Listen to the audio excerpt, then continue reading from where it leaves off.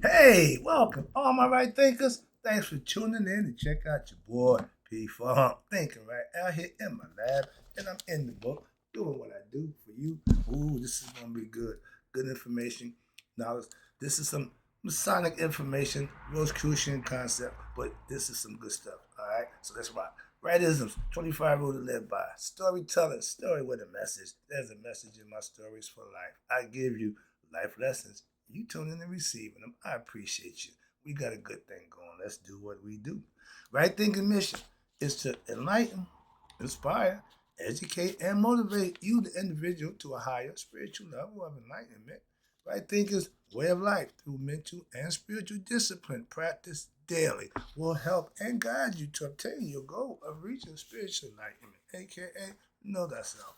My mission is that all right thinkers know thyself. If you're a right thinker, your goal is to know thyself. See where we going with this? So let's get that together. So I asked the question, do you know you? You will when I'm through. Yeah, that's what I do. It's rhetorical, but if you don't have an answer for yourself, tune in. I got you. A person who knows not and knows not that they know not is foolish. Disregard them. A person who knows not and knows that they know not is simple, but you can teach them. That's why I do what I do for you. Appreciate you too. Stay tuned. I got more for you. A person who knows not and believe and think that they know is dangerous, avoid them. I do. A person who knows and knows not that they know is spiritually asleep. I can awaken them. I'm the spiritual alarm clock here to wake you up with knowledge of self. That's what I do for you. A person who knows and knows that they know is wise. Follow them. All these persons reside in you. Right thinkers, know thyself and to Maya be true. Right thinkers, let's talk about the secret orders of the Rosicrucians and Masons, Freemasonry. I'm gonna give you a little bit of information. But let's go back to the concept of the church. I got a whole bunch of stuff about the church that's to me is fluff. Nobody wants to hear about that. The structure of the church, the way it's built, it's built like the human being, the foot to the head. And long story short, that I'm gonna give you the orientation. They built the church with the pulpit is always in the east. You come in from the west. Masonic order, you come in from the north. So it's a little different. But that's, again, fluff. Let me get to this lesson here. Now, back in 1517, they had a group called the Reformation, which is a religious group and political movement in opposition to who? The Roman Catholic Church. The ancients called the buildings that they worship at temples. Churches come from Catholics. That's their idea of building. So they want to build it, cathedrals, big fancy buildings.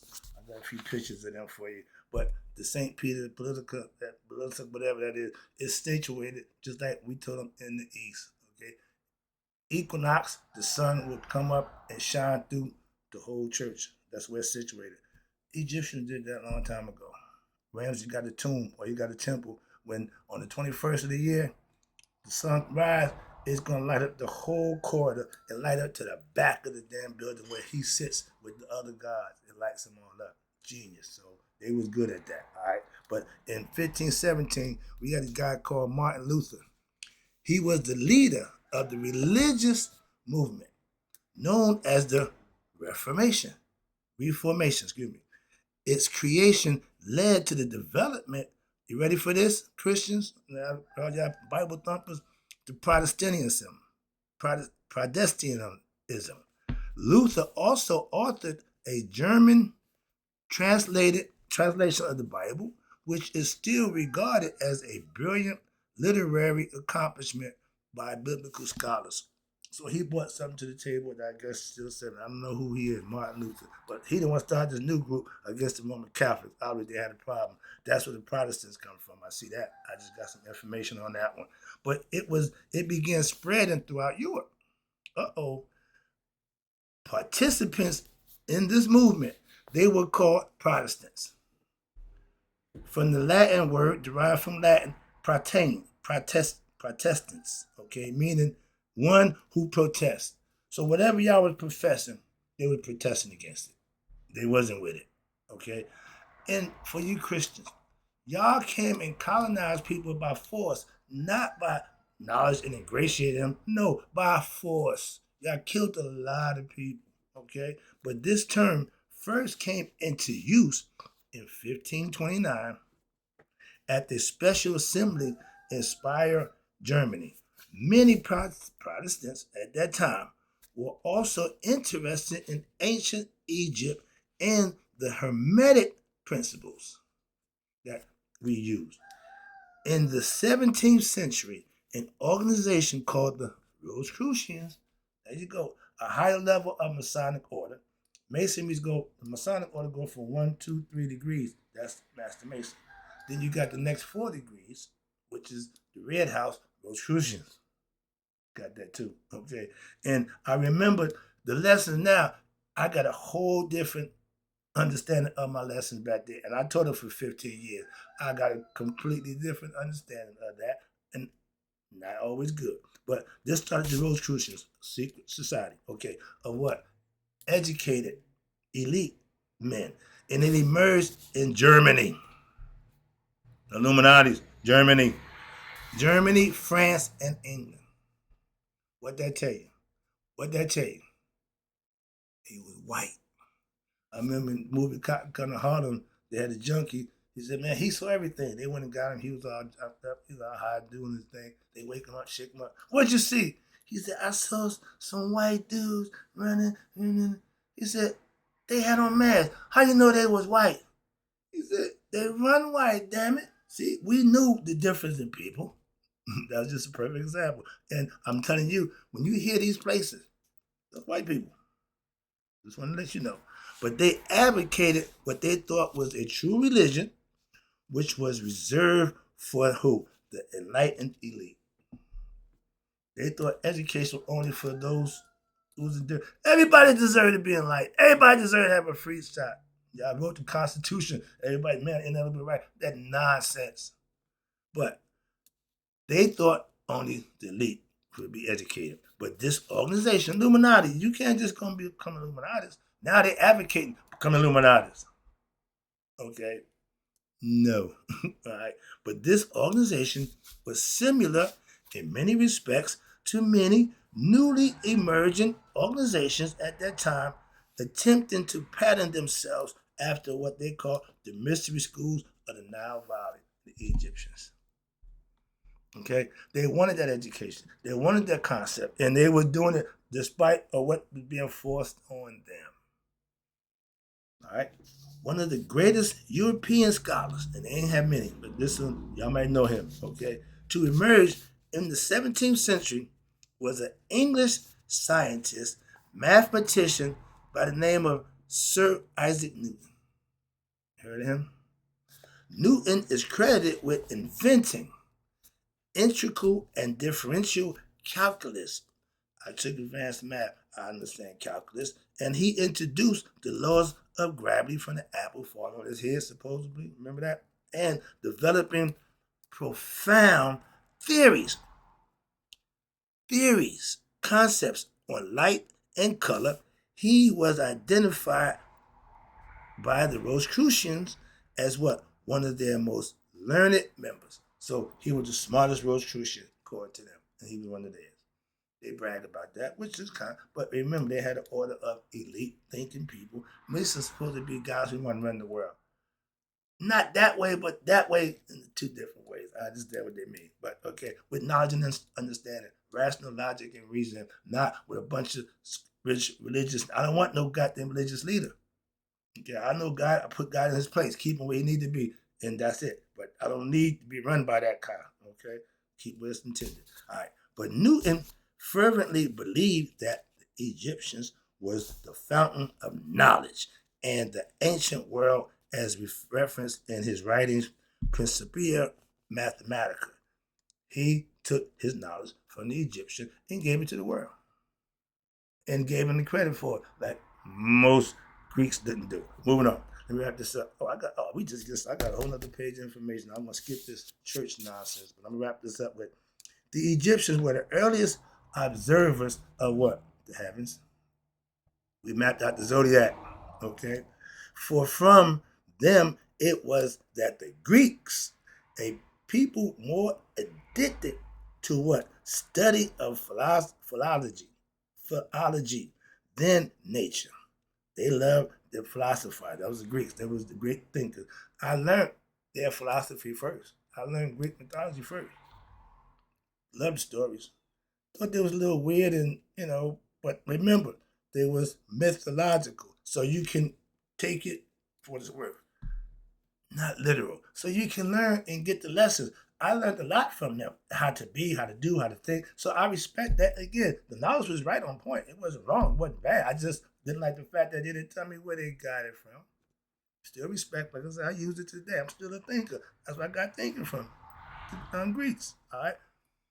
That guy, yeah, that was me. Okay. Most of y'all go to the bathroom to think. I go to the bathroom to think. I know what other y'all going there for, but I ain't got nothing to do with that. That's your own person thinking there. My man said, hide the Bible and do you. But the Egyptians were the earliest observers of the heavens.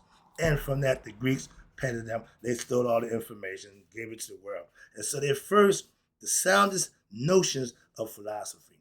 And it was Vestal ceremonies were a recognition of the spirit of the Egyptians who concealed mysteries that were above the capacity of what? Common man heard under the veil of what? Religious rites and the hieroglyphic symbols.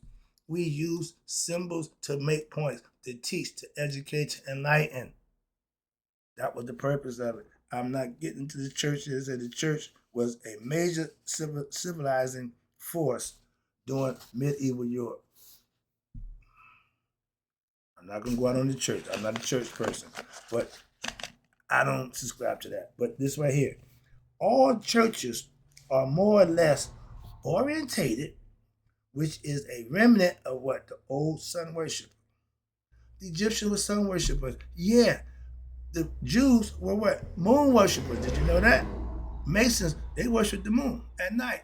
They meet at night under the auspiciously of the dark sky. Okay, the starry decked heaven, they called it. But any church that is properly built today will have its axis pointing to the rising sun, to the east. And on the saint's day, i.e., a church dedicated to St. John, y'all know y'all Mason, we got St. John's Day, ought not to be a parallel to the church dedicated to St. Peter.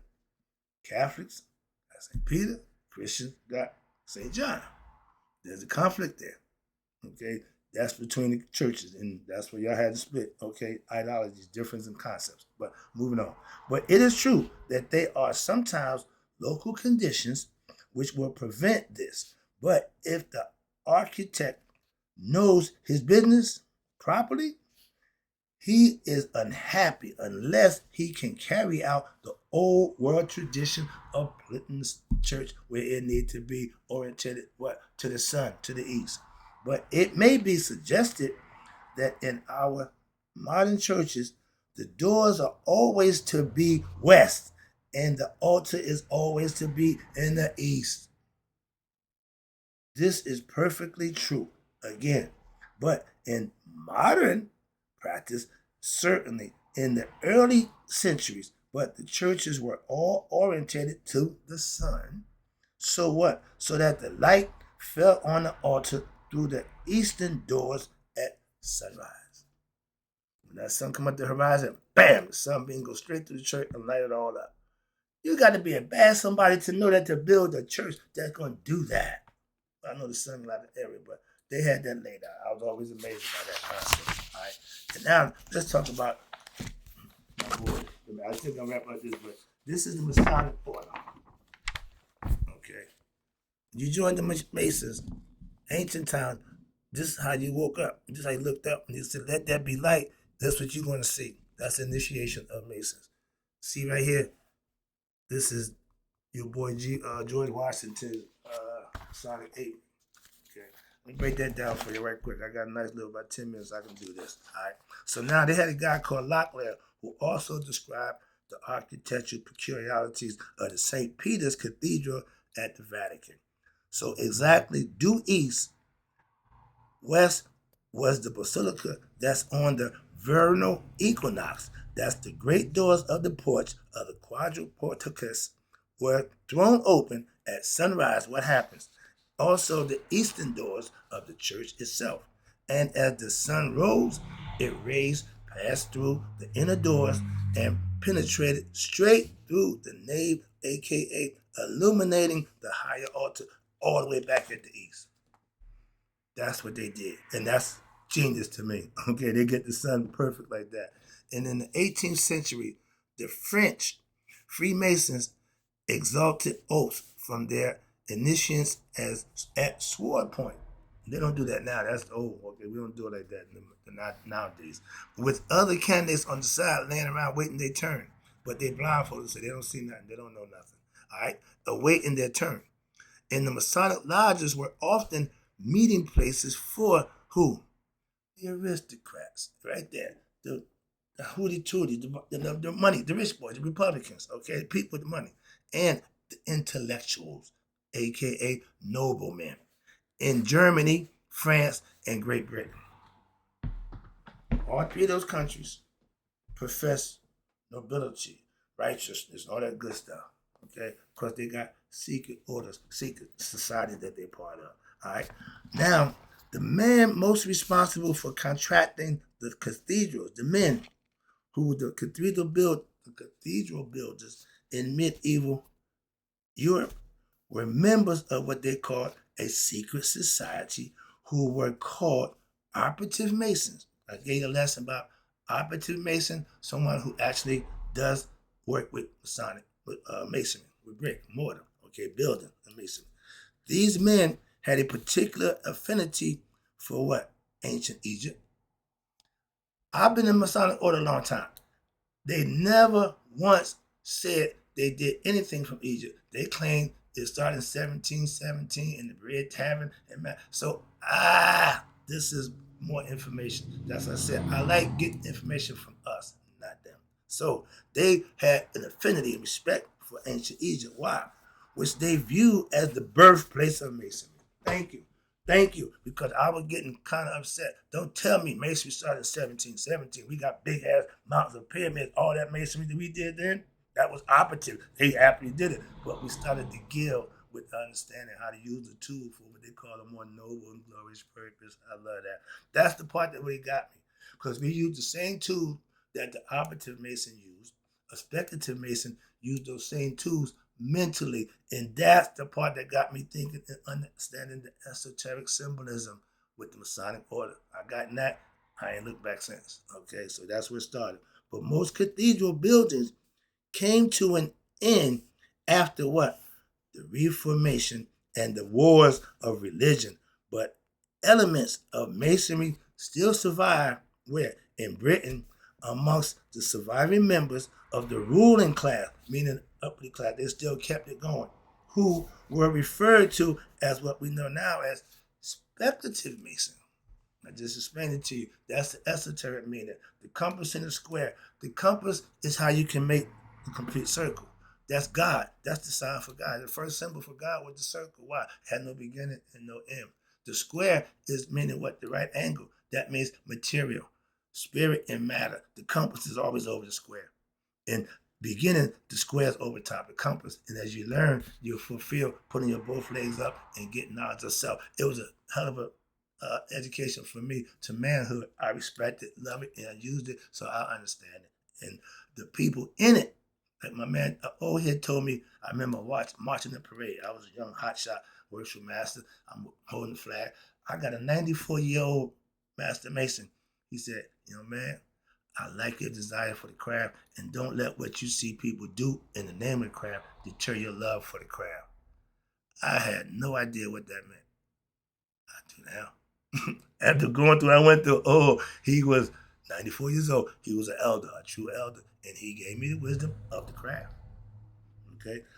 Learn life lessons from people who done it. That's the ones who know. He ain't got to blow smoke up my butt, gaslight me. He told me the truth. Gave it to me. Bam. At the time I got it, I didn't have a clue. But I figured out. He was right. So yeah, when you teaching somebody, Jesus spoke in parables. No, he just spoke in concept that y'all don't understand. Esoteric teaching, y'all don't get the hidden meaning behind what he was saying. Y'all missed the boat. I'm trying to break it down for you. But speculative Masons use the same tools to build themselves to be more noble and glorious as an individual, and that works like a charm. I did it, taught it for years. Okay, and in their order, they renamed it Freemasonry, meaning a black man had to be what? Born free. Slaves can't become Masons. That's why they put that in there, little hook. So a slave can't be a Mason. Okay, moving on. What do you got? Okay, and there also exists a number of similarities between the group of what we call Rosicruicians and Freemasons. As a Freemason, like I said, the first 3 degrees, the blue house. Happening now. The Rosicrucians, they call it the red house. That's more of your Jewish Kabbalion concept. You can tell that's their philosophy, which is a good philosophy. Remember, it's the top part of the chakra system. Okay, it's giving you what? Consciousness. You get the physical on the first 3. You get conscious on the next 4. Okay, and you ain't a Mason until you get what? 7 degrees anyway. 3 degrees of masonry, you just scratching the surface. Okay, some people satisfied with that. I wanted them all of them. I got all of them. Moving on. Where we at? All right. And the Rosicrucians and Mason, they became a joint order. To be a Rosicrucian, you gotta be a Freemason. Okay, so you can't get them one without the other. But they both made special use of what? Their tools and the measurements or the proportions of their buildings. They did everything architectural symbolically. Why? That's the way it's set up. Everything is done in order. This knowledge derived from the Nile Valley teachings were designed to represent the universe and man's particular relationship to it and symbolize God, who was commonly referred to as the master architect, grand architect of the universe. God. But the G, they said the G don't stand for God. It means Genesis. Stop the BS. Come on, stop that nonsense. God. All right. But organizations believed in the divine destiny of enlightened men to serve as what? The world leaders and to create a more righteous life on earth. Their goal was to show the world. I was a Mason. I didn't solicit Masonry. I didn't ask nobody to join. I just conducted myself and people came on board because of what I was doing. I'm doing the same thing with right thinking philosophy. The same thing. Ain't nothing changed. I just ain't getting more people on board, but I'm doing the same thing, teaching, enlightening, but I'm living it. I'm practicing. I know I'm manifesting what I teach. That's the name of the game. To get what? Use this thing. Master oneself by mastering the art of thinking right. Take it from Mr. Wright. Use this thing, master it by what? Learning, studying, and manifesting what you're learning. Just knowing it don't mean nothing. Practice it. That's the lesson I got to go. Right thinkers, man, you all live to be 100, maybe 100 miles a day. So I never known my right thinkers who started to learn this understanding about secret societies that passed away. I'm a member. I'm a cult member. My mother, my sister, my brother, we all are. It's a family tradition. I'll be back.